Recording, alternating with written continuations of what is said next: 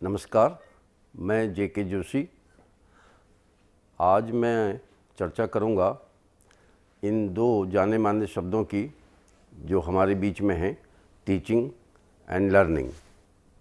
ये दो शब्द ऐसे हैं जिनसे हम पूर्ण रूप से परिचित हैं। हम इनको जानते हैं, हमने इनको देखा है और हमारा इनसे पुराना परिचय है। लेकिन जब इनको समझने की बात आती है तो थोड़ा सा दिक्कत इस मामले में होती है कि हम क्या इनको ठीक तरीके से परिभाषित कर सकते हैं।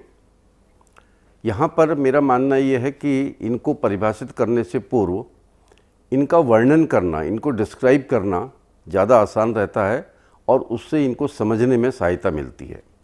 यदि हम टीचिंग की बात करें तो टीचिंग निस्संदेह एक प्रक्रिया है। It is a process which occurs, which takes place.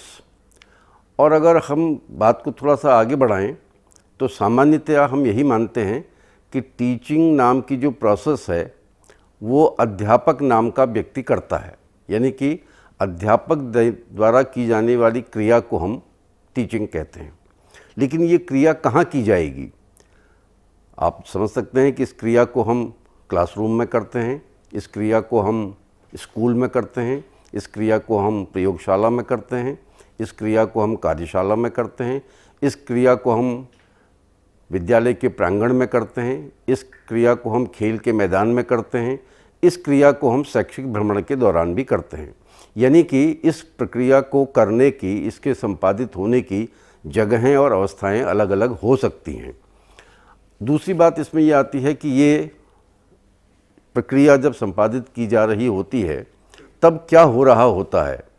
आप देखें कि एक टीचर जब विद्यार्थियों को संबोधित करता है तो विद्यार्थियों को संबोधित करते समय वह वास्तव में एक अंतरक्रिया कर रहा होता है विद्यार्थियों के साथ, और न केवल विद्यार्थियों के साथ बल्कि एक ऐसा वातावरण भी सृजित कर रहा होता है जिसमें दो या दो से अधिक विद्यार्थी एक दूसरे के साथ भी संवाद कर सकते हैं।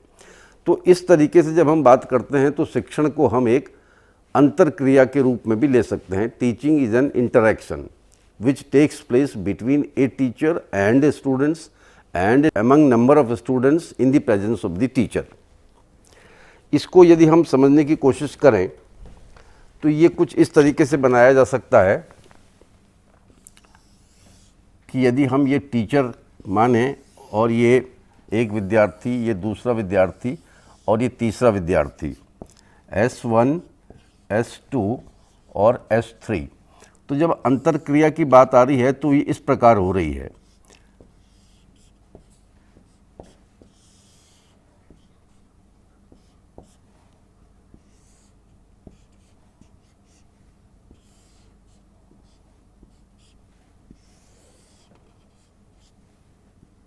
इस तरीके के प्रारूप में हम समझ सकते हैं कि teaching is an interaction, it is a process which involves interaction. अंतरक्रिया हो रही है टीचर और एक विद्यार्थी के बीच में, फिर टीचर और दूसरे विद्यार्थी के बीच में, फिर टीचर और तीसरे विद्यार्थी के बीच में। इस तरीके से कक्षा कक्ष में जितने भी विद्यार्थी होंगे, और ये विद्यार्थी परस्पर भी अंतरक्रिया कर सकते हैं, परस्पर भी संवाद कर सकते हैं टीचर की उपस्थिति में।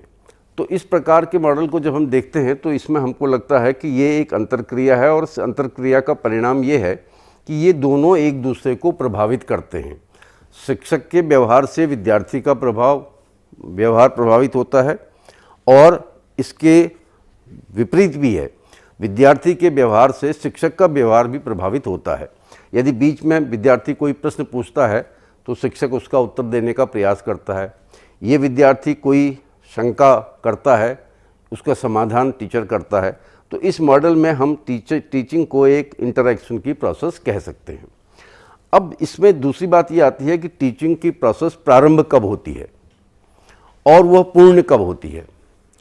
टीचिंग की प्रोसेस को यदि हम ये समझें कि टीचर कक्ष में अंदर आ चुके हैं, उन्होंने विद्यार्थियों को संबोधित करना प्रारंभ किया है, क्या टीचिंग यहाँ पर से शुरू होती है? और दूसरा कि घंटी बज गई है, टीचर ने अपना पाठ पूरा कर लिया है और अब वो बाहर की ओर को चले गए हैं, तो क्या यहाँ पर शिक्षण की प्रक्रिया पूर्ण हो गई है? यदि इन दो प्रश्नों के उत्तर हाँ में हैं तो उस पर थोड़ा विचार करते हैं। देखिए कि यदि ऐसा हम माने तब क्या है कि शिक्षक के कक्षा में आने से पूर्व वो कुछ करता है। जो हमारे पीपल टीचर्स होते हैं उनके बारे में हम कहते हैं कि वो लेसन प्लान बनाते हैं। अगर वो लेसन प्लान नहीं भी बनाए एक्सपीरियंस टीचर, वो तब भी यह सोचता है कि मैं अभी कक्षा में जाऊंगा, मैं विद्यार्थियों को कैसे संबोधित करूंगा, वो चाहे लिख के करें या ओरली भी कर लें, वो ये तय करते हैं कि मेरे शिक्षण के प्राप्य उद्देश्य क्या होंगे, what are the instructional objectives of my teaching, वो उनको तय करता है। वो ये तय करता है कि मैं प्रस्तावना में किस प्रकार के प्रश्न पूछूंगा, मैं प्रस्तुतिकरण में किस प्रकार के प्रश्न पूछूंगा, बोध प्रश्नों में मैं किन प्रश्नों को सम्मिलित करूंगा। तो ये सब बातों को वो कक्षा में जाने से पहले उस पर विचार करता है। न केवल इतना ही, वो यह भी तय करता है कि क्या मुझको किसी टीचिंग एड्स की ज़रूरत पड़ेगी, शिक्षण सामग्री की ज़रूरत पड़ेगी। यदि हाँ तो वो उसको एकत्रित करता है। अगर उसको कोई डेमोन्स्ट्रेशन देना होता है तो उसके लिए व्यवस्था बनाता है। यानी कि विद्यार्थियों के सामने जाने से पहले भी शिक्षक अपने शिक्षण कार्य के बारे में कुछ विचार करता है, कुछ करता है। तो अगर ऐसा है तब हम क्या कहेंगे, ये इसको कैसी टीचिंग कहेंगे। तो जिन लोगों ने इस पर विचार किया उन लोगों का मानना ये है कि हम टीचिंग की प्रोसेस का जब विश्लेषण करते हैं तो हम उसमें 3 फेजेस की बात करते हैं। ये जो 3 फेजेस हैं वो कुछ इस तरीके से हैं। हम पहले वाले फेज को, जब टीचर क्लासरूम में अभी नहीं आया है, उसकी तैयारी कर रहा है, तो हम उसको pre active phase of teaching कहेंगे। ये pre active phase of teaching होगा, यानी कि कक्ष में आने से पूर्व जो तैयारी की जानी है, जो तैयारी टीचर करता है, उस कार्य और उससे प्रभावित होता है उसका कक्ष में वो क्या करेगा, तो उसको हम इंटरएक्टिव फेज ऑफ टीचिंग कहेंगे। ये जो दूसरी वाला फेज है ये इंटरएक्टिव फेज ऑफ टीचिंग कहलाएगा। ये वो है जब विद्यार्थियों के सम्मुख टीचर आ जा रहा है, वो उनको संबोधित कर रहा है, बोर्ड में कुछ लिख रहा है, विद्यार्थी प्रतिक्रिया व्यक्त कर रहे हैं, वो प्रश्न पूछ रहा है and he is handling students responses. विद्यार्थियों के द्वारा दी गई प्रतिक्रियाओं पर वो अपनी प्रतिक्रिया देता है। यस कहता है, नो कहता है, गुड कहता है, नो कहता है, कुछ करता है। ही हैंडल्स स्टूडेंट्स रिस्पॉन्सेस अप्रोप्रिएटली।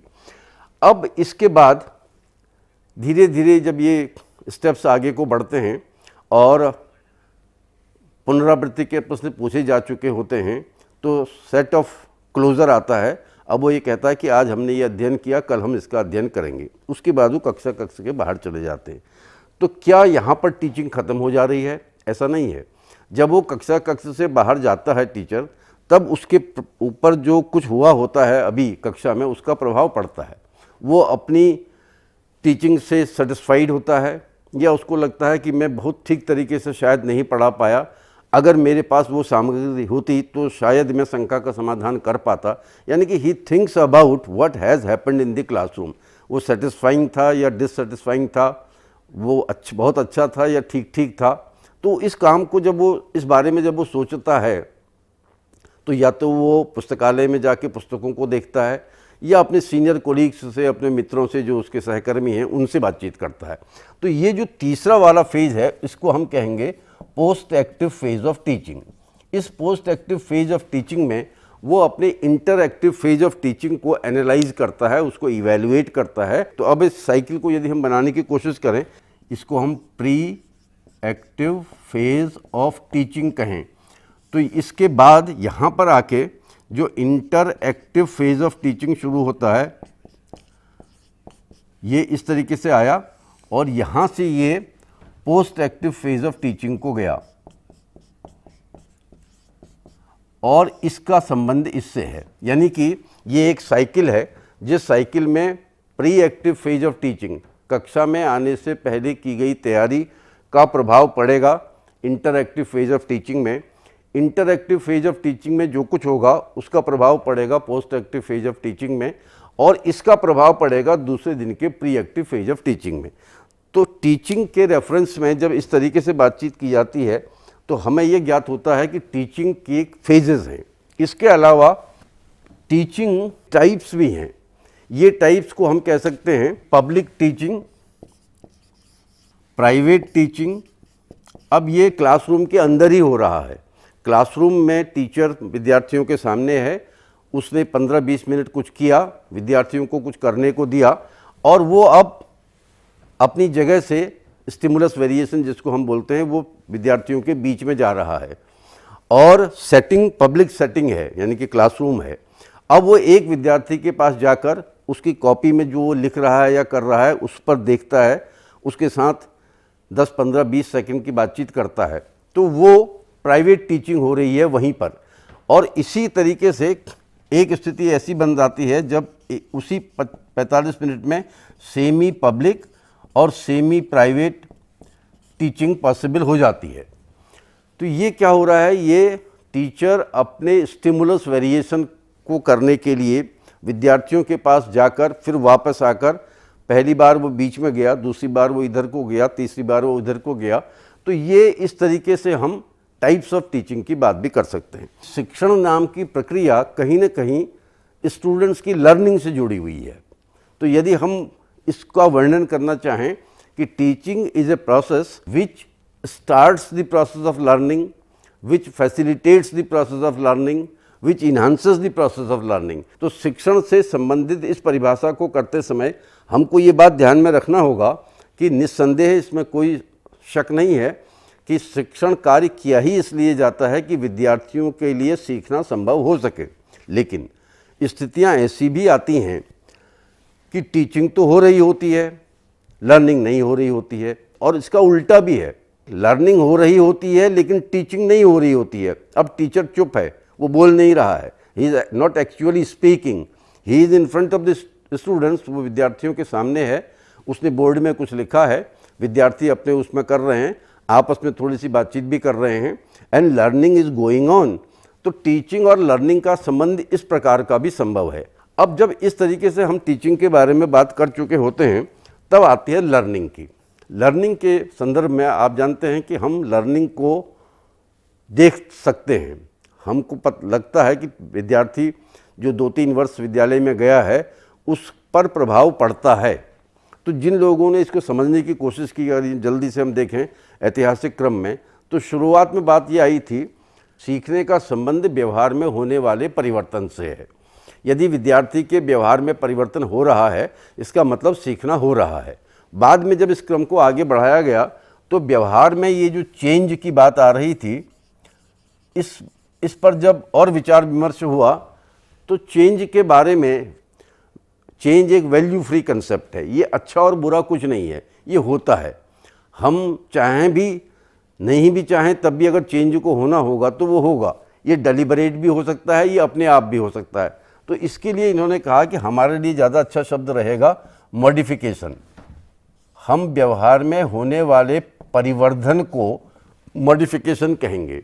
अब देखिए, मॉडिफिकेशन जो शब्द है वो थोड़ा सकारात्मक है, वो पॉजिटिव है। अब ये हम अगर मॉडिफिकेशन से जैसे कुछ और शब्द इस्तेमाल करें तो हमारे पास जो शब्द हैं वो ये हैं, एक है डेवलपमेंट, एक है प्रोग्रेस, और एक जो मैंने अभी लिखा मॉडिफिकेशन। अब देखिए अंतर क्या है, every development is a change, but every change may be A change, may be A development, it may not be A development, and it depends, ये इस पर भी निर्भर करता है कि कौन बात कर रहा है, किन संदर्भों में बात हो रही है। इसी तरीके से every progress is a change, but every change is not a progress.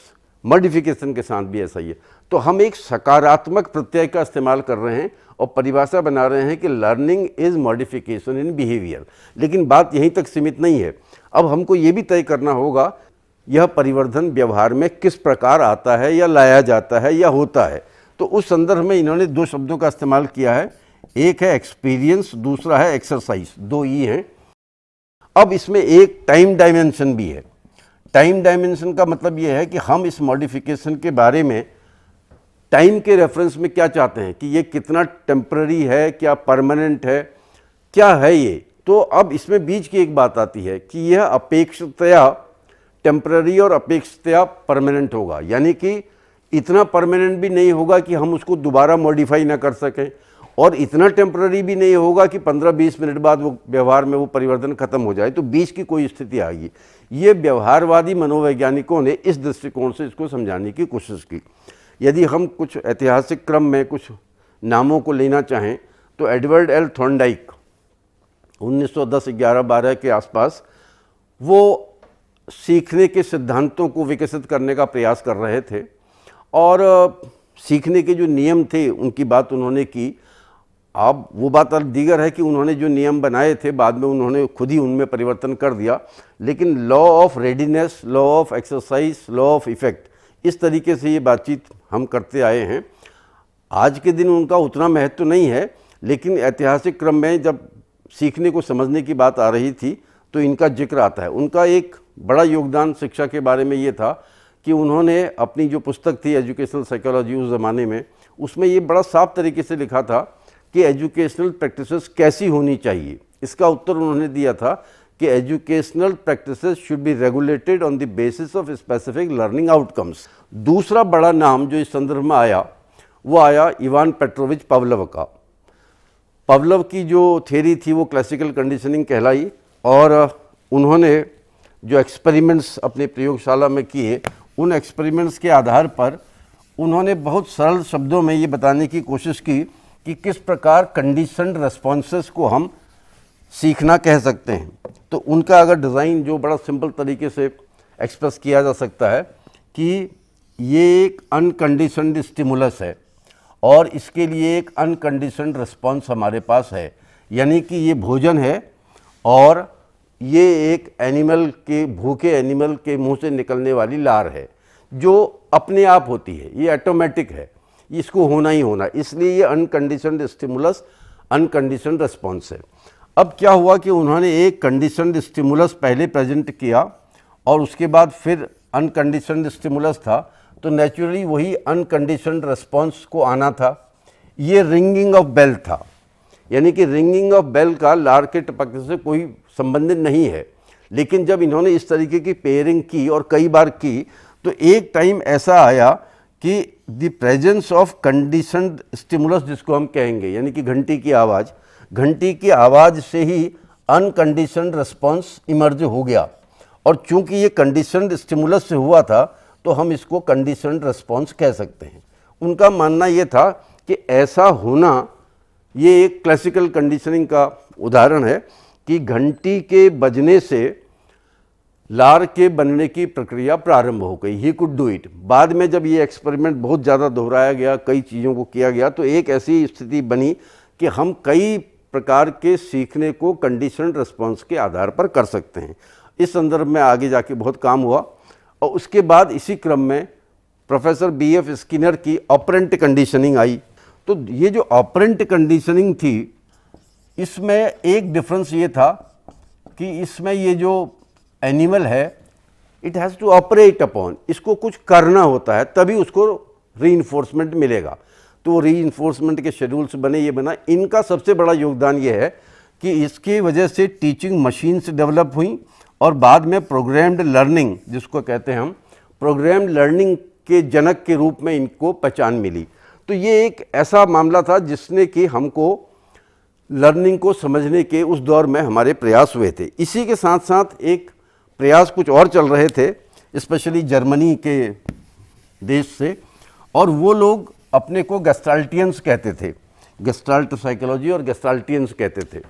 और गेस्टाल्ट साइकोलॉजी वालों का जो योगदान था वो ये था कि उन्होंने बिहेवियर की जगह परसेप्शन को इम्पोर्टेंस दी। उनका कहना था कि व्यवहार में जो परिवर्धन है वो हो भी सकता है, नहीं भी हो सकता है। जो होता है वो ये कि उसके परसेप्शन में अंतर आता है सीखने वाले के। तो ये जो गेस्टाल्ट जर्मनी का शब्द है, ये पूरा शब्द गेस्टाल्ट क्वालिटेट है। अगर हम अंग्रेजी करने की कोशिश करें तो ये कन्फिगरेशन जैसी कोई चीज़ है। बाद में इन्होंने अंग्रेजी में इस शब्द को ले लिया और केवल गेस्टाल्ट तक ही अपने को सीमित कर लिया। ये एक कन्फरिंग द क्वालिटी है, कन्फरिंग द मीनिंग है, इम्पोजिंग एन ऑर्डर है। और इनके जो परसेप्शन के रूल्स हैं बड़े आसानी से समझे जा सकते हैं। इनका एक बेसिक लॉ है जिसको ये लॉ ऑफ प्रेग्नांज बोलते हैं। अगर इसकी अंग्रेजी समझने की कोशिश करें, कॉम्पैक्ट एंड सिग्निफिकेंट जिसको बोलते हैं ये। और अब इन्होंने इसके सबऑर्डिनेट लॉज बनाए। मैं उसको एक्सप्लेन करने की कोशिश करता हूँ जिससे कि आपको गेस्टाल्टियन अप्रोच टुवर्ड्स अंडरस्टैंडिंग लर्निंग, जिसको परसेप्शन कहते थे, उसको समझने में आसानी होगी। तो इनके जो अप्रोच थी टूवर्ड्स चेंज इन परसेप्शन वो इस तरीके की थी कि हम परसेप्शन में जब हम किसी चीज़ को सबसे पहल देखते हैं तो हम उसमें इन लॉज के आधार पर एक मीनिंग को इम्पोज करते हैं, एक ऑर्डर को इम्पोज करते हैं, एक इक्विलिब्रियम लाने की कोशिश करते हैं। तो इनके नियम जल्दी से देखिए कि बड़े सरल हैं। लॉ ऑफ सिमिलैरिटी, और लॉ ऑफ सिमिलैरिटी में उनका मानना यह है कि similar items tend to form group in direction. जो सिमिलर आइटम्स होते हैं they when we perceive them they tend to form groups in direction. जैसे फॉर एग्जांपल यदि हम किसी को कहें कि ये जो हम बना रहे हैं इसको आप ज्योमेट्री की लैंग्वेज में किस प्रकार की चीज़ कहेंगे, तो वो इसमें एक ऑर्डर को इम्पोज करेगा। वो कहेगा कि ये स्ट्रेट लाइन है, ये सीधी रेखा है। बिल्कुल इसी तरीके से यदि हम इस तरीके से एक आकृति को बनाएं और जो उसको देख रहा है उससे पूछें कि ये आकृति किस प्रकार की है, तो ज़्यादातर केसेस में क्या होता है कि ये इस तरीके की जो आकृति होती है हम इसको सर्किल ही कहते हैं, गोला ही कहते हैं। हम इसमें एक ऑर्डर को इम्पोज कर देते हैं because of law of similarity. ये एक जैसे हैं। अब इसके साथ लॉ ऑफ सिमिलैरिटी के साथ लॉ ऑफ प्रॉक्सिमिटी भी होता है, यानी कि ये जो सिमिलर आइटम्स हैं they should be near to one another, वो एक दूसरे के नज़दीक होने चाहिए। यदि वो बहुत दूर दूर होंगे तो फिर वो law of imposing the order, imposing the meaning काम नहीं करेगा। लेकिन अगर ऐसा हो रहा है, आइटम्स सिमिलर हैं, वो एक दूसरे के नज़दीक हैं, तो हम इसको सीधी रेखा और इसको गोला कहेंगे। अब इसी तरीके से जब हम इसमें आगे को बढ़ते हैं, एक है लॉ ऑफ गुड कंटिन्यूएशन। इस गुड कंटिन्यूएशन का अर्थ ये बनता है कि जब हम किसी चीज़ को पहल परसीव करते हैं और मान लो हमको ये परसीव करने को कहा गया कि इसको देख के बताइए क्या है, तो ये क्या हो रहा है, ये एक स्ट्रेट लाइन है और ये कर्व है। यदि हम किसी विद्यार्थी को बुला के कहें कि आप इसको थोड़ा बड़ा कर दीजिए और इसको भी बड़ा कर दीजिए, तो सामान्य परिस्थितियों में बड़ा करने का मतलब होता है ये और इसको बड़ा करने का मतलब होता है ये। यानी कि we tend to perceive straight lines as straight lines, curves as curves. बिल्कुल इसी तरीके से अगर गणित के विद्यार्थियों से भी पूछा जाए कि ये आकृति किस प्रकार की है, तो वो इस गैप को इग्नोर कर देते हैं। वो ये नहीं कहते कि ये 350 डिग्री का आर्क है, वो ये कहते हैं कि ये एक सर्किल है, क्योंकि ये इस गैप को छोड़ के उनको उसमें ऑर्डर इम्पोज करने में मदद मिलती है। चौथा है law of closure. Closed areas are more stable than unclosed ones. अगर हम कोशिश करें कि दो स्ट्रेट लाइंस को बराबर बनाने की, मैंने कोशिश की है कि ये दोनों स्ट्रेट लाइंस हैं और बराबर हैं, और मैं अब आपके ही सामने इस पर एक इस प्रकार के निशान लगा रहा हूँ। अब आप देखिए, जब हम इसको परसीव कर रहे हैं तो हमको एकदम से दूर से ही दिखाई दे रहा है कि ये लाइन बड़ी है इस लाइन के मुकाबले, जबकि दोनों लाइनें बराबर की थी। ये क्या हो रहा है, ये लॉ ऑफ क्लोजर है। क्लोजनेस की ओर को बढ़ रहा है, वो बाहर की ओर को फैल रहा है। तो ये एक दूसरा अप्रोच था जिसको हम कह रहे थे गेस्टाल्टियन अप्रोच। अब इसके बाद क्या हुआ कि इस बीच इंटेलिजेंस के रेफरेंस में कुछ बातें, नई बातें सामने आईं, और इंटेलिजेंस में जो काम हुआ उसके आधार पर हमने टीचिंग और लर्निंग पर जो उसका प्रभाव पड़ना था उसको समझने की कोशिश की। अब इस संदर्भ में जो आगे की बात मैं करने जा रहा हूँ अभी, वो बात ये होगी कि अब now we are talking about biology of learning. हम कुछ ऐसा मान रहे हैं कि लर्निंग नाम की जो प्रक्रिया है उसका सीधा संबंध हमारे मस्तिष्क से है। और अब जो जितनी भी जानकारियाँ हमारे पास आई हैं, नेचुरली ये रिसर्च वर्क एजुकेशन के लोगों ने नहीं किए हैं, ये रिसर्च वर्क न्यूरोसाइंस के फील्ड में हुए हैं और उन्होंने अपनी वजह से ये काम किया। बाद में कुछ काम इस तरीके से भी हुए कि उसमें एजुकेशन के लोग जुड़े और उन्होंने जो इन्फॉर्मेशन वहाँ से दी, यदि हम उनको सरल तरीके से बनाने की कोशिश करें तो वो कुछ इस तरीके की हैं। पहली बात तो ये हमको पता चली, जो सदियों से हमको मालूम थी लेकिन हम उसको इलेबोरेट नहीं कर पा रहे थे, कि ये एक अमेजिंग स्ट्रक्चर है। ये बॉडी का 2% है वेट में, मास में अगर हम कहें तो it is 2% of the total body mass, लेकिन it consumes almost 20% of our body energy. जब हम थिंकिंग कर रहे होते हैं और when we are thinking complex things या डूइंग कॉम्प्लेक्स थिंग्स, जब हम कॉम्प्लेक्स एक्टिविटीज़ में इन्वॉल्व रहते हैं तो ये जो काम है इसमें एनर्जी कंज्यूम होती है, और इस एनर्जी इसीलिए पढ़ने में, बोलने में भी थकान होती है, उसमें भी फटीग होती है, और फटीग के बारे में काम किया गया है। इन लोगों का मानना ये है कि ये जो हमारे ब्रेन में न्यूरॉन्स हैं, जो सेल्स हैं, न्यूरॉन्स हैं, वो ये जो सेल्स हैं ये एनर्जी के रूप में किसको कंज्यूम करते हैं? तो ये एनर्जी के रूप में ऑक्सीजन की इनको ज़रूरत पड़ती है, ग्लूकोज की ज़रूरत पड़ती है, और वाटर की ज़रूरत पड़ती है, सिग्नल्स, न्यूरॉन्स के सिग्नल्स को इधर उधर करने के लिए। तो अब मतलब सीधी सी बात है कि अगर हम कॉग्निटिव डेवलपमेंट को इन्हांस करना चाहें, कॉग्निटिव डेवलपमेंट को फैसिलिटेट करना चाहें, तो हमको इनकी प्रचुर मात्रा में आवश्यकता होगी। Continuous supply of oxygen through blood जो जाता है वहाँ, glucose end of course water, ये चीज़ें। अब इसके साथ न्यूरोसाइंसेस के लोगों ने जो बताया वो एक था कि फिजिकल एक्सरसाइज से लेके म्यूज़िक, डांस और आर्ट्स, ये चीज़ें ऐसी थीं जो ब्रेन की फंक्शनिंग को प्रभावित करती हैं।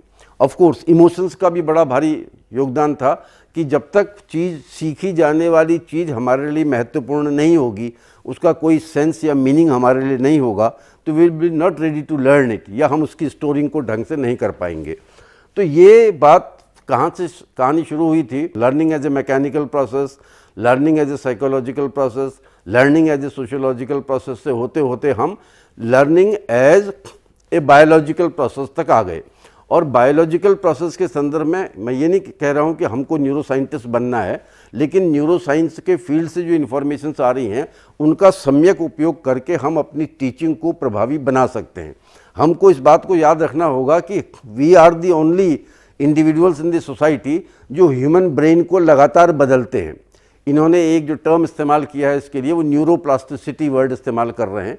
और न्यूरोप्लास्टिसिटी का मतलब ये है कि ब्रेन के पास अपना एक ऐसा तामझाम है, उसमें एक ऐसी व्यवस्था है, जो इनपुट उसको मिलता है उस इनपुट से वो अपने को नया बना लेता है। तो हमारा आशय ये है कि ये जो इस फील्ड में जो इन्फॉर्मेशंस आ रही हैं उन सूचनाओं का सम्यक उपयोग करके हम अपने शिक्षण को अधिक प्रभावशाली बना सकते हैं। धन्यवाद।